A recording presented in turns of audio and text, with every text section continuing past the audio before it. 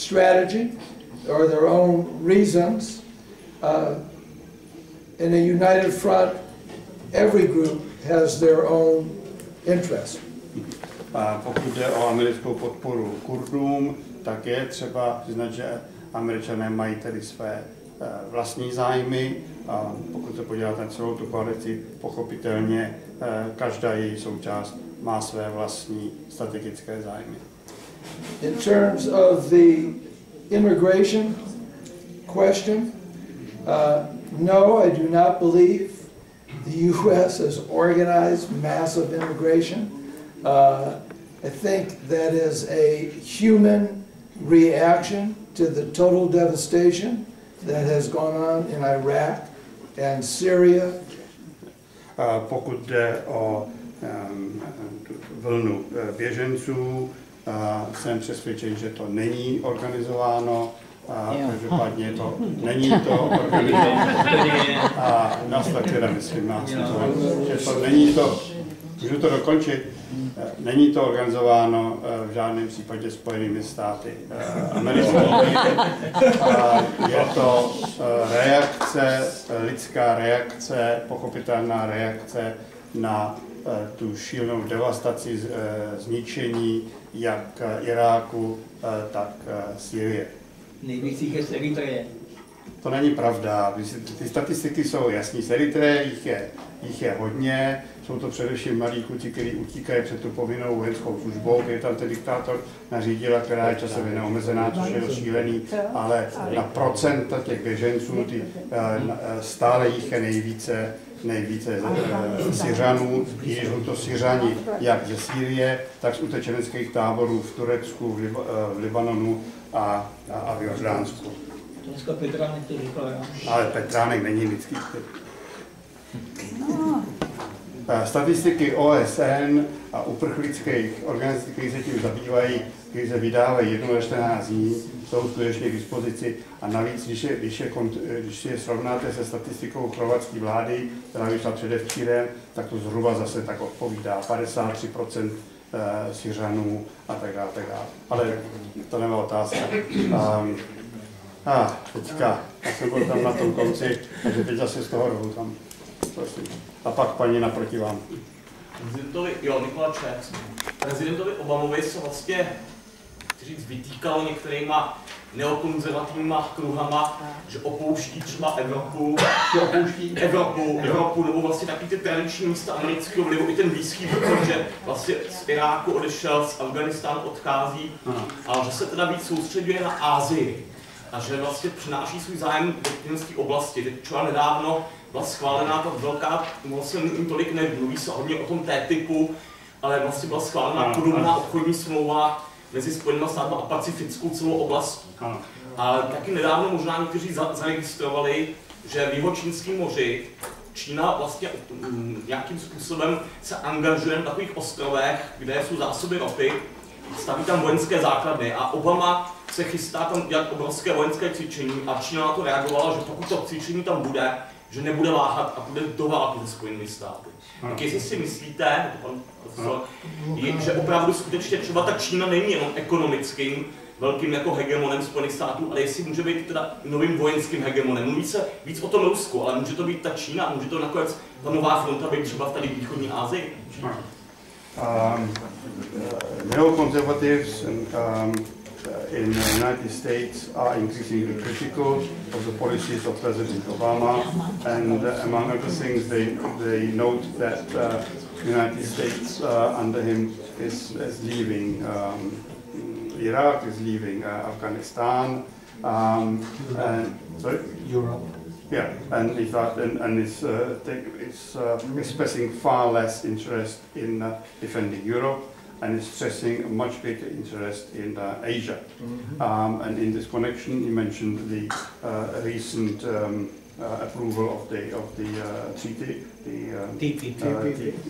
No, TTIP is the one, which was now approved. Yeah, that's the Trans-Pacific Treaty, and Tento jihočínský moře. And in this connection, he mentioned the situation in the South China Sea, where China is interested in some of the islands where there is evidence of suspicion that there are oil resources nearby. And it's under Obama, the military declared readiness or preparedness to stage a military exercise in that area, and that China responded that if this will take place, it would be taken as a threat to China, and that China will not hesitate to respond militarily. Therefore, the question is China not only an economic threat and attempts to be hegemonic in that area, but also in military field. Okay. Some forces in the U.S. ruling class do view China as both an economic and a military threat. And they have a voice within the Obama administration. Inside. Yeah, partly, few of them. Yeah. Některé síly v Americe, ale i uvnitř Obamy administrativy vnímají Čínu nejenom jako ekonomického možného hegemona, ale i vojenského. I don't believe the U.S. and China will have a war. Nevěřím, že by došlo k válce mezi Spojenými státy a Čínou. How could the U.S. invade China? Spojené státy nemohou invadovat Čínu.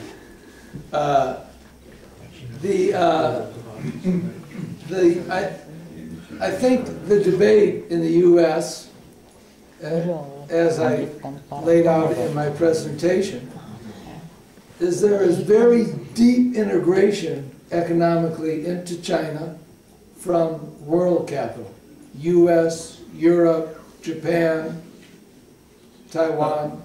Tak jak jsem říkal ve své přednášce, pokud jde o Čínu, tak jsme svědky hluboké ingerence světového kapitálu do Číny, amerického, evropského, japonského, z Tajvanu. I think those will be the dominant interests that the U.S. follow. A toto jsou dominantní zájmy, které USA budou sledovat. Just one last thing. If the U.S. bombed China, they would bomb Walmart, they would bomb General Motors, they would bomb... Pokud by Spojené státy bombardovali Čínu, tak by bombardovali největší americké firmy, Walmart, General Motors a podobně, nebo to všechno de facto Čína vlastní. Čína je největším věřitelem Spojených států. Většinou se nebombardují věřitelé, to je dost nebezpečné. Naopak, Libye rozbombardovali, protože nechci zaplatit. Nebyla tak velkým věřitelem Spojených států, jako je Čína. Ne jako je Čína. Ale Spojené státy nebombardovali Libyi, Francouzi a Španělé. A Francouzi dlužili. To je jiná otázka. Diskuze. Monika. Já bych se chtěla zeptat takhle. My jsme tady lidé obyčejní, máme ale jeden společný cíl, jsme všichni proti válce. Mě zajímá, jaká je situace v tom obecném veřejném mínění běžných Američanů, ale třeba i inteligence, jako je pan profesor. My si uvědomujeme, že příčinou zbrojení a komplikování mezinárodního napětí jsou Spojené státy a NATO. My všichni jsme zajedno, NATO dám krk. Mě zajímá, jestli jsou ve Spojených státech skupiny občanů a moudrých lidí z řad inteligence, kteří si totéž uvědomují, že právě Spojené státy a NATO jsou příčinou válek a mezinárodního napětí. We are here, also here, older people. What we have in common is a conviction that United States is the main reason for arms race and current wars. My question is, what is the opinion among ordinary people, ordinary citizens of the United States, but also among U.S. intelligentsia, to which you belong? Is there a prevailing, or can there be a prevailing opinion which would be comparable, i.e. that it was NATO and United States which is blamed, or should be blamed for provoking wars and arms race? I think the data here. There's a difference between support and belief. This is support. Je velký rozdíl mezi podporou a přesvědčením. Tady dostává tady podkladový materiály, co vnímá jako podporu. The majority of the U.S. population believes that Saddam Hussein and Iraq were bad.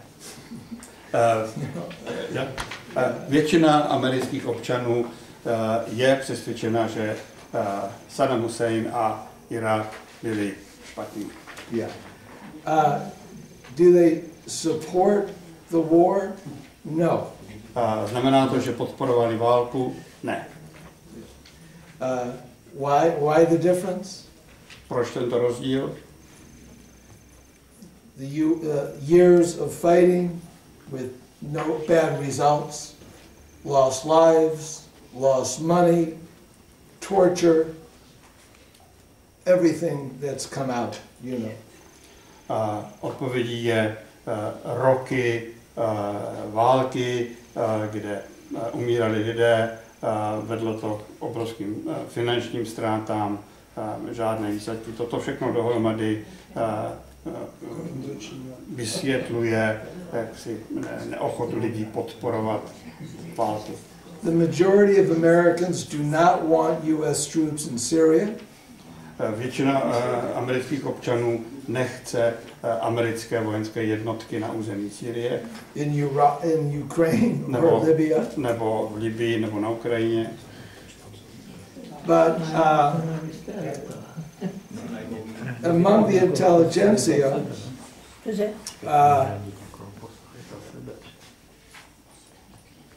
there's more of a progressive analysis. Ale pokud jste se ptala i na americkou intelektuální prostor, tak tam je více pokrokových analýz, which rejects the war as unjust and immoral, které odmítají válku jako nespravedlivou a nemorální, which is different from rejecting the war because of the tragedy of deaths and human rights abuses like torture. Což je něco jiného, než odmítat válku jako tragédii zmařených životů, mučení a porušování lidských práv. Už jsem nějaký kejs ještě tady, já jsem vás chtěl. Já bych měla jednu poznámku kritickou, kde navážu na Moniku, a jednu otázku. Ta krátká poznámka se jaksi týká toho, že my tady nerozumíme, nechápeme, jak si Spojené státy americké mohou myslet, že všechny cíle, které tedy sledují, že jsou legitimní a že nějakým způsobem pomáhají demokracii. Já si myslím osobně, že naopak vůbec demokracii nepomáhají. A otázka, vy jste, pane profesore, na konci své přednášky zmínil všechny země, kde Spojené státy byly vojensky neúspěšné nebo částečně neúspěšné. Co z toho ale vyplynulo pro ty země, je většinou chaos. A tady, nebo nejen tady, myslím, že už i v jiných zemích se domníváme, že vlastně dělání, tak asi už rok to je, co tato teorie vyšla najevo, že dělání tohoto chaosu je zcela záměrné, protože na tom vydělávají korporace americké nadnárodní a hlavně zbrojní průmysl. Tak bych prosila, abyste k tomu něco řekl. Děkuji.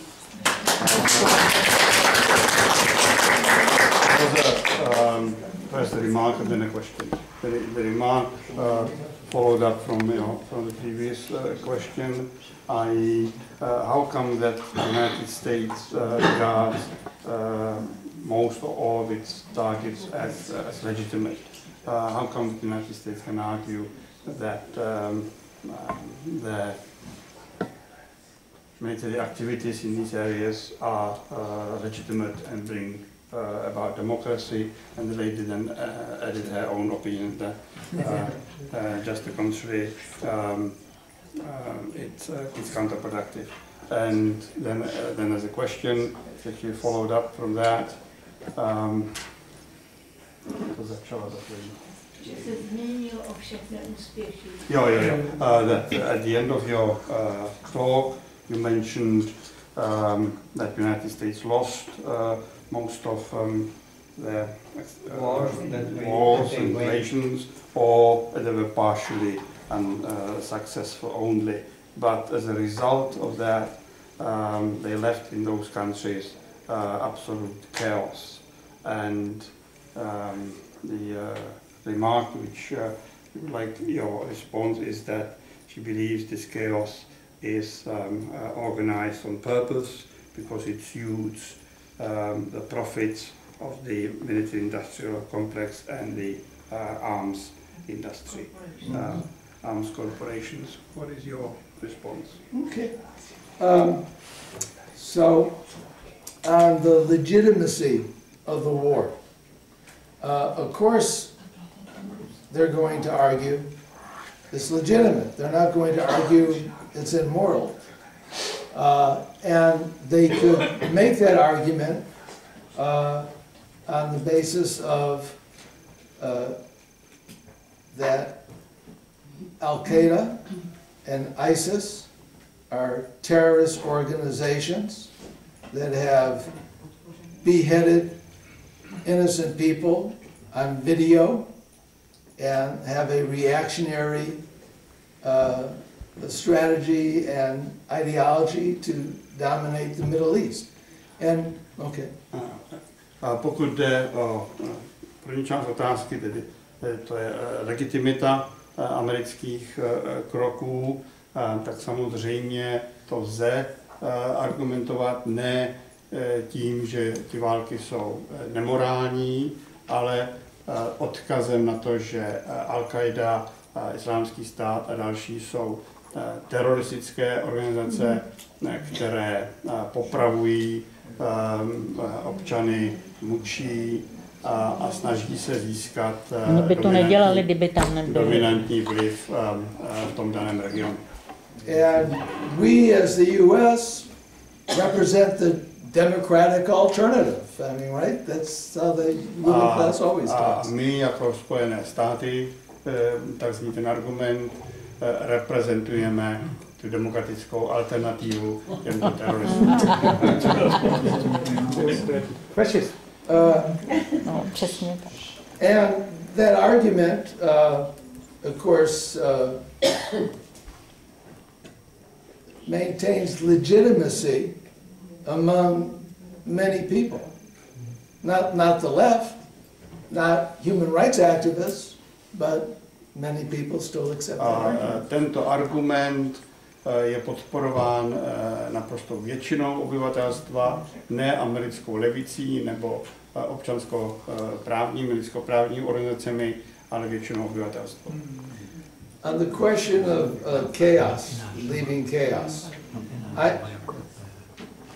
I think the U.S. would have preferred to win.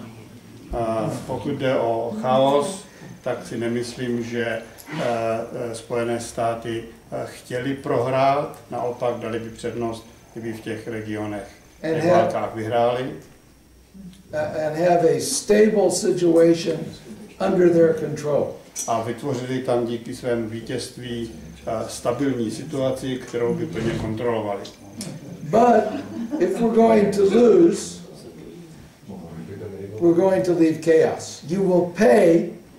Ale pokud bychom prohráli, no pokud prohrajeme, tak za sebou zanecháme chaos a vy teda ta prohraná část, prohraná strana, budete za tu porážku platit.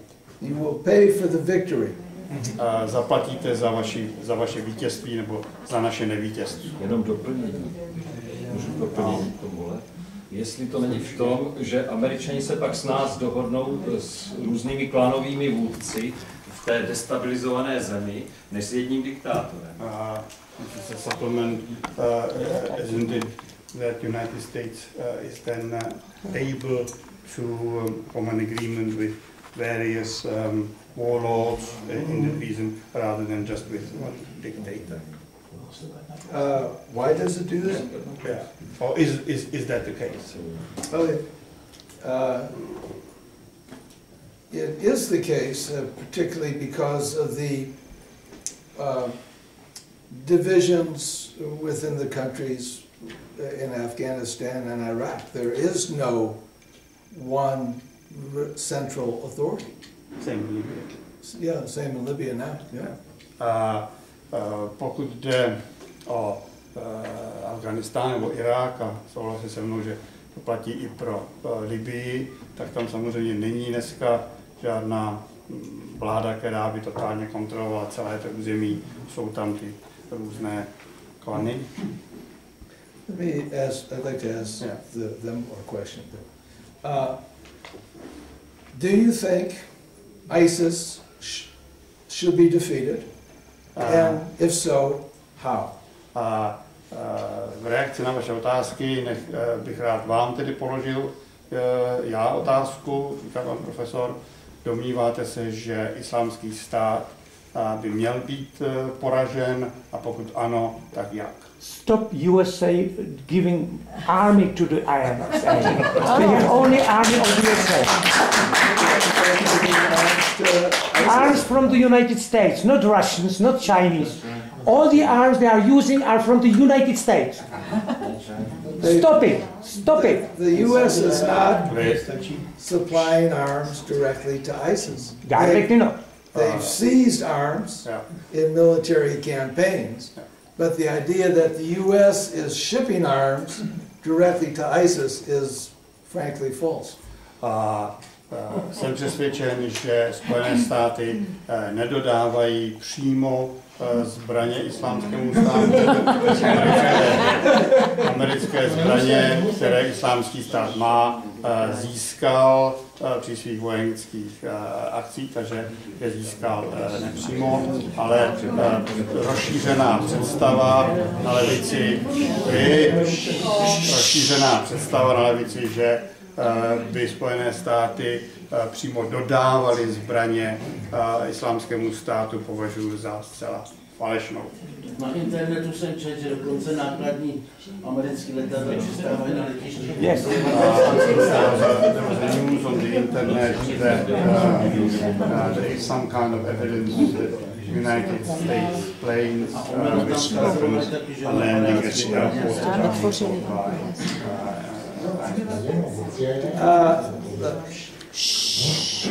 Conspiracy theories do us no good.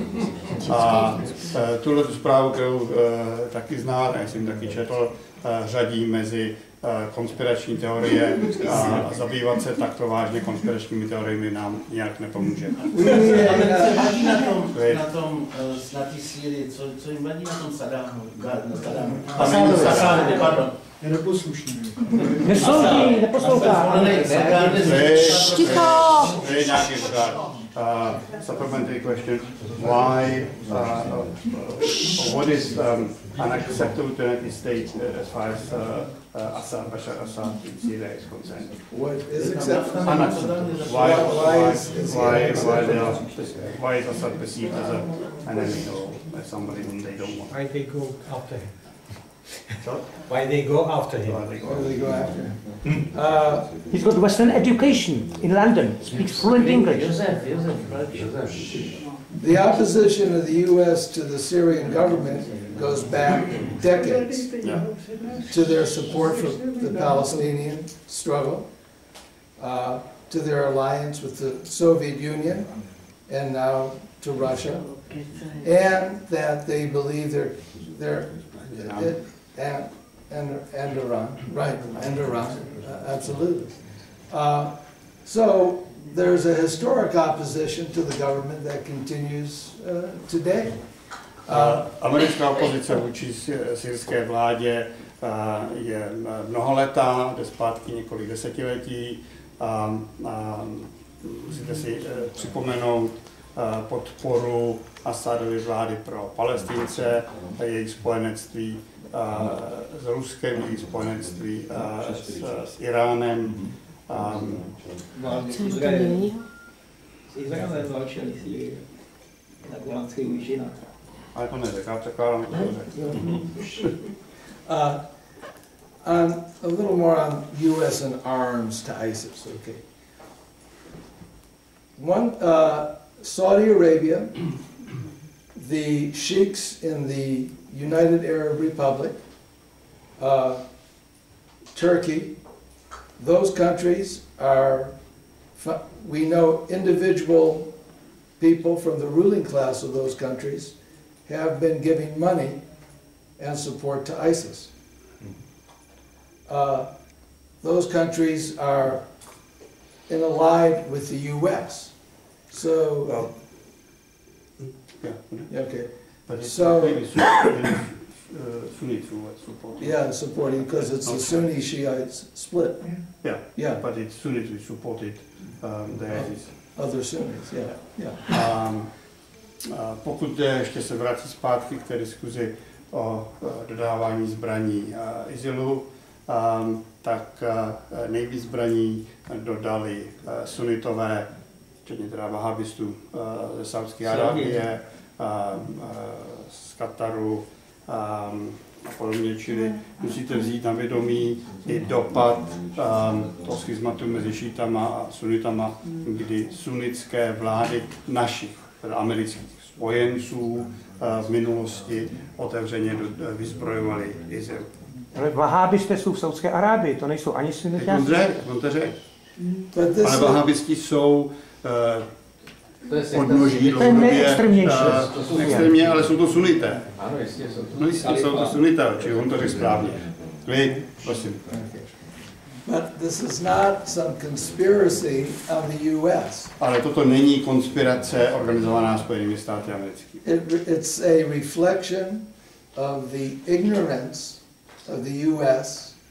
in a very complex situation that they don't no longer control and never fully understood. Není to konspirace Spojených států, je to reflektování jejich totální ignorance, nevědomosti, neschopnosti analyzovat tu situaci a ztráty kontroly nad těmi regiony. Já bych chtěl reagovat. No, moment, tak nejdřív musí dostat možnost se ptát, ti, co se neptali. Já bych chtěl taky reagovat, já budu si taky reagovat, taky ještě prosím. Karel Urdička, 3 otázky. Pohled pana profesora na smlouvu TTIP. Yes, 3 questions. One is your opinion on the TTIP. Druhá otázka. Jak vidí Spojené státy v tom komplexu jejich politické, ekonomické, vojenské síly a sociální koheze? Vidí jako posilující nebo jako už ustupující, slábnoucí? Americký, jako Spojené státy americký. Jestli teda už slábnou nebo jsou na vzestupu. A třetí otázka z těch 3 strategií, o kterých hovořil pan profesor, kolik desetiletí jim dává životnosti? The second question, the current economic, social, political forces in the United States, do you see them as being on the rise or on the decline? Just linked to the third question, given your own definition in your talk about the 3, I think, how many decades you give it for the survival? The 3. You were talking about the váš odkaz na ten the 3 wings of the ruling class. Yeah.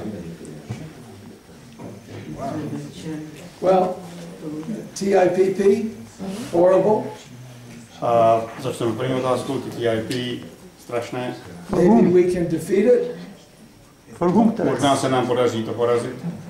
It's a project of transnational capitalism. Je to projekt transnacionálního kapitalismu. I don't see the defeat of the U.S. ruling class in my lifetime. Nemyslím si, že dojde k porážce americké vládnoucí třídy během mého života. The left is weak and disorganized in the United States. Levice v Americe je slabá a dezorganizovaná.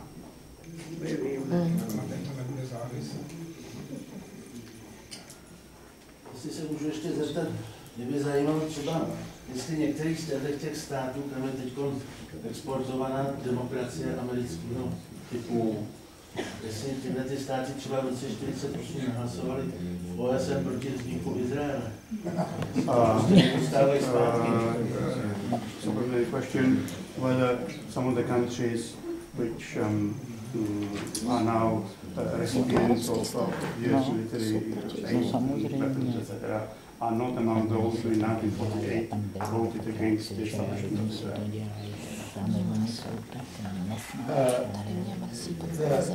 Right, the vote against establishment. What was the first part?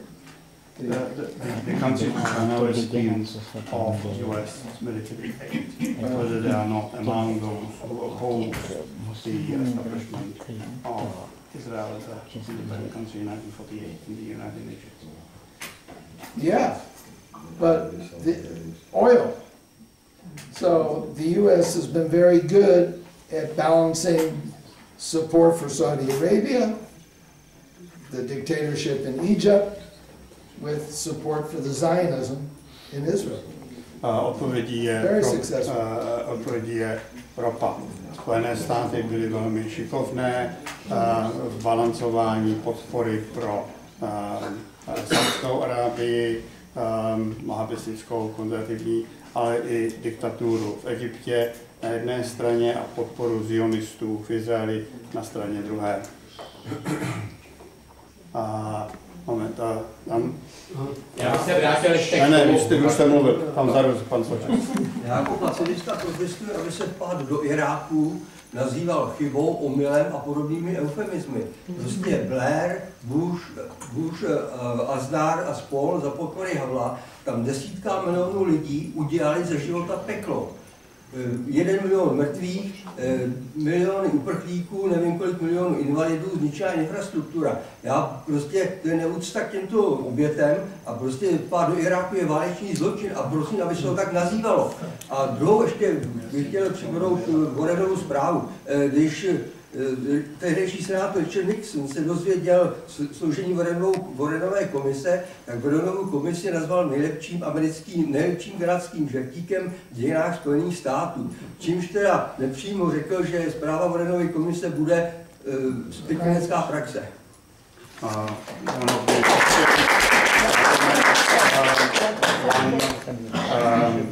He's protesting against the description of the invasion of Iraq in 2003 as a tragic mistake. It is not a mistake. It's war crime. It's a war crime, and that George W. Bush, Tony Blair, and Aznar are responsible for suffering of millions of people there, and they made hell out of their lives because as a result of this war crime. And a second remark, he refers to Richard Nixon remark when he saw the composition of the Warren Commission.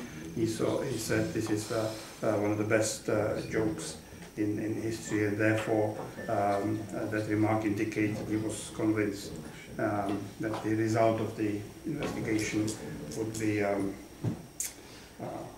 favorable. Yeah, that's right. Okay. Okay, two things.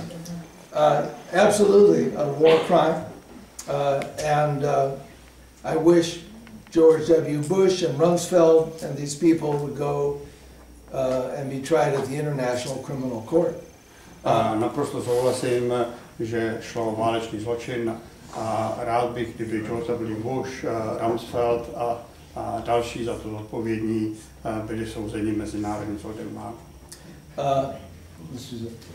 When I say the war was a mistake, from the point of view of the US administration. Yeah, US administration. To je pravda, takhle to říkal té přednášce. On vysvětluje, že ten termín tragický omyl použil v souvislosti s postojem dnešních amerických politiků. To je třeba termín, který použila Hillary Clintonová, která na rozdíl od Obamy tenkrát 2003, já jsem tam někde byl, že to pamatuju, tu inovaci podporovala. Dneska to nazývá právě tragickým omylem. Čili to není jeho názor, to on reprezentoval názor dnešních amerických politiků. A ještě má jednu poznámku. Just one last thing then on Kennedy. Kennedy was not some great progressive liberal president. A ještě jednu poznámku k Kennedymu. Musíte si uvědomit, že Kennedy nebyl žádný velký progresivní liberální prezident. He almost created a nuclear war over Cuba. Málem zahájil jadernou válku v souvislosti s Kubou. He was a son of the U.S. ruling class. Byl typickým synem americké vládnoucí třídy. Were there splits in the ruling class? Yes. Jsou rozpory uvnitř americké vládnoucí třídy? Otázka, odpověď, ano. Oliver Stone thinks Kennedy was a great hero. That's where his conspiracy theories come from. Oliver Stone se domnívá, že JFK byl velkým hrdina a tady z toho plynou jeho vlastní konspirační teorie. That's all it is. A nemám k tomu co dál dodat. Tak kdo ještě nemluvil? Jo, ještě tak tady. Tak jo, pardon. Já jenom velmi stručně. Já jsem se chtěl zeptat v souvislosti s Kubou, jestli teď prostě, jak vidíte vývoj na Kubě, zbližování, kde to skončí a Guantánamo, jestli zlegalizujou s novou, dejme tomu nastupující generaci Kubánců, jestli to zrušejí, nebo to předají, nebo co s tím bude. Question concerning Cuba, how do you see the current rapprochement, where will it go, and what will happen to Guantánamo?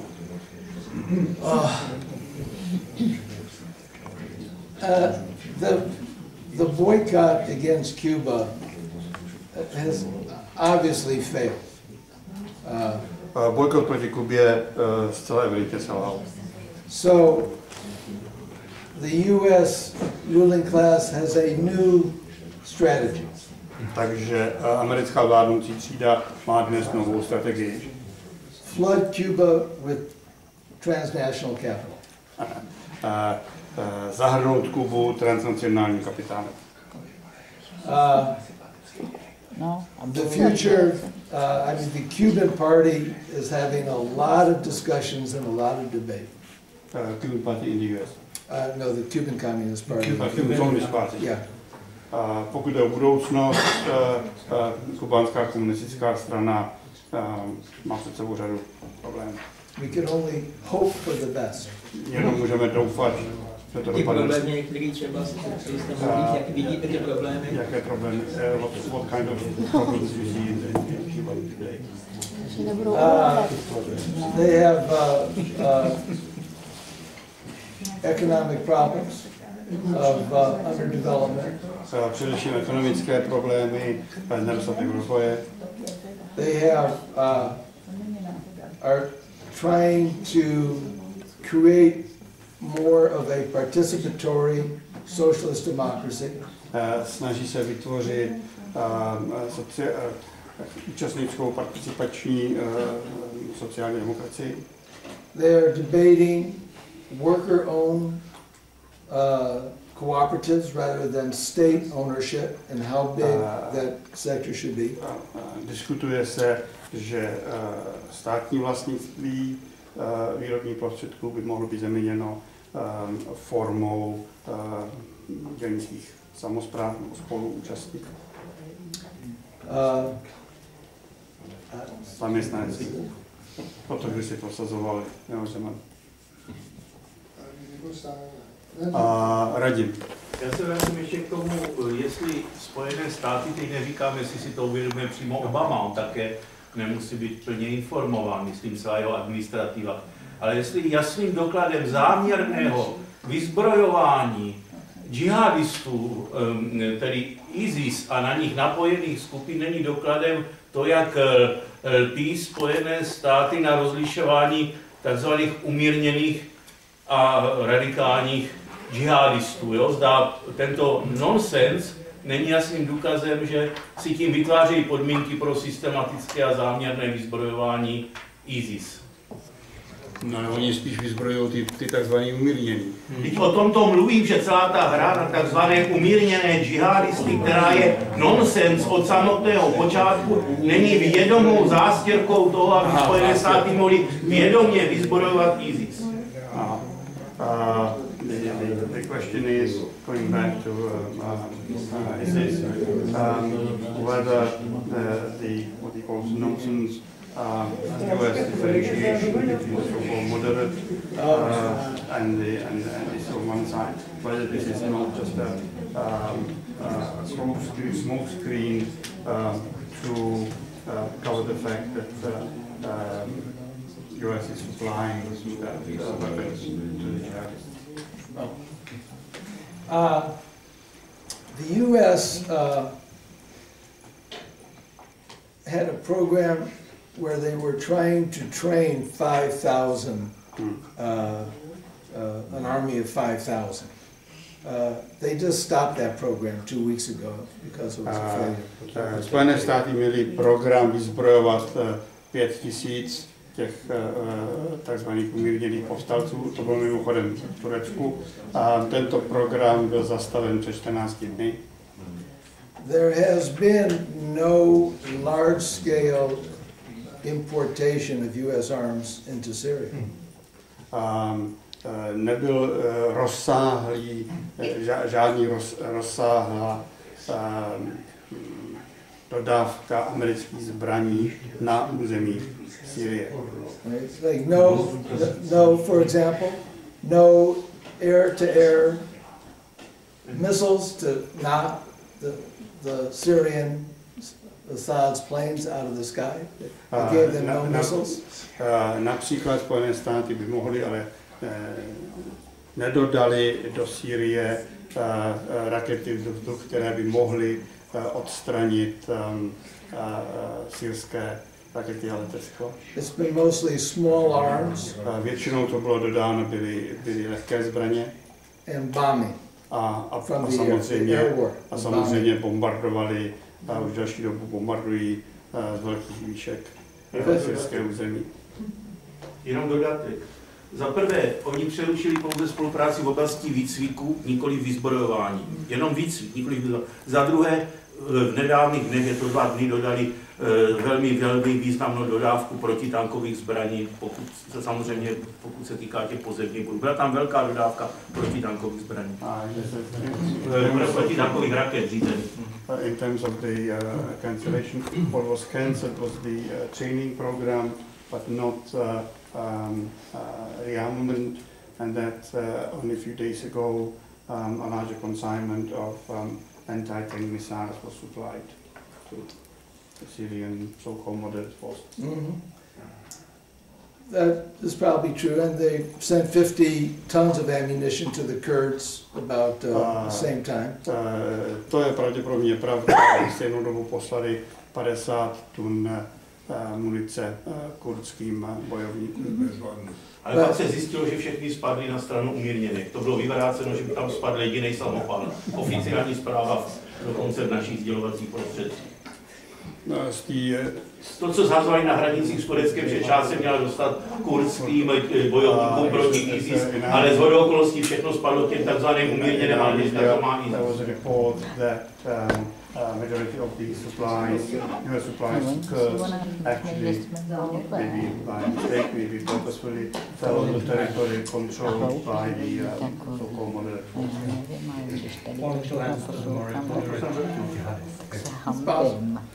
But the idea, again, goes back to, is the U.S. through some back door giving arms to ISIS, right? That's the idea here. And I just reject that idea. They want to overthrow Assad, but it is not through ISIS. They want to overthrow To, co se snažíte většina z vás říct a různým způsobem to přeformulováváte, je prostě stejný nesmysl, který odmítám. a to, že Spojené státy by měly zájem oni sami přímo vyzbrojovat ISIL. Vašek? Milá vláda České republiky věnovala Americe za 16 milionů střelivo, 5000 granátů a 10 milionů nábojů. Tak prosím vás, já neslyším. Ještě zopakuju. Naše vláda věnovala Americe za 16 milionů korun 5000 granátů a 10 milionů nábojů vzor 43, což jsou teda náboje do Kalašnikova. Chci se zeptat pana profesora, jestli americká armáda přechází na přezbrojení Kalašnikova. Referring to the decision of the Czech government for the volume of 60 million Czech crowns, to give to the United States ammunition which is actually used in the Kalashnikov machine guns. The question is the United States Army now being re-equipped with Kalashnikov? I don't think so. Nedomnívá se to. Už jste ještě někdo, kdo se ještě nehlásil? Jo. Já jsem se chtěl jenom zeptat, tady není vůbec rozhodující, jestli Američané dodávají zbraně umírněné opozici nebo ISILu. Tady je rozhodující, že Američané dodávají zbraně opozici, která je opoziční proti legálně zvolené vládě. A to si myslím, že je podstata věci.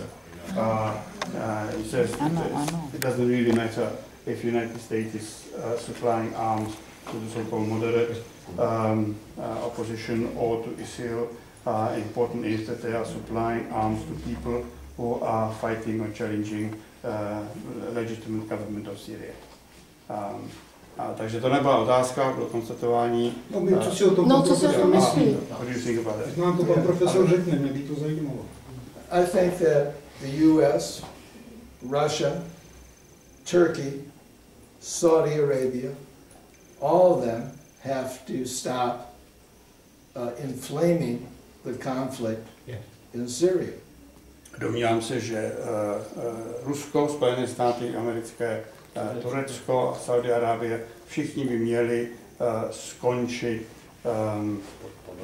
s podporou, podněcováním zemí. Tam je Rusko, protože tam poslední týdny. To začalo. Teď Rusko nic nedělá špatného proti Sýrii. To začalo. Dneska hážeme do stejného pytle.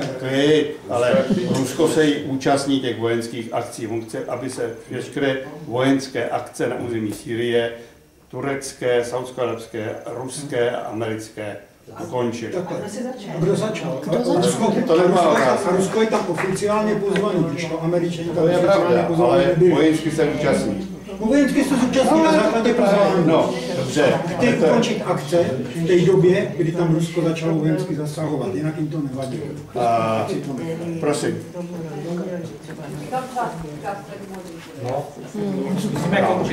Poslední otázka. Tady, já bych si chtěl... Poslední otázka. Ne projev, otázka. I would like... Máme poslední pár minut. Mr. Professor. Mr. Professor, may I...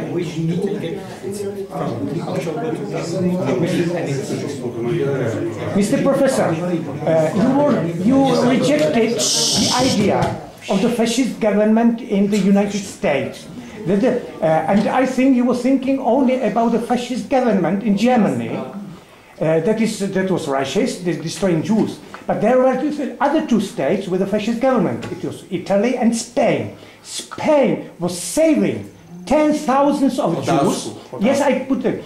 10,000 of Jews from Europe, giving them passports, Spanish, and they were legally going to Spain, you know. And he was telling that the United States don't have concentration camps. What is Guantanamo? What are other concentration camps in Poland and secret concentration camps in other states? Well, CIA is putting their opposition. I translated.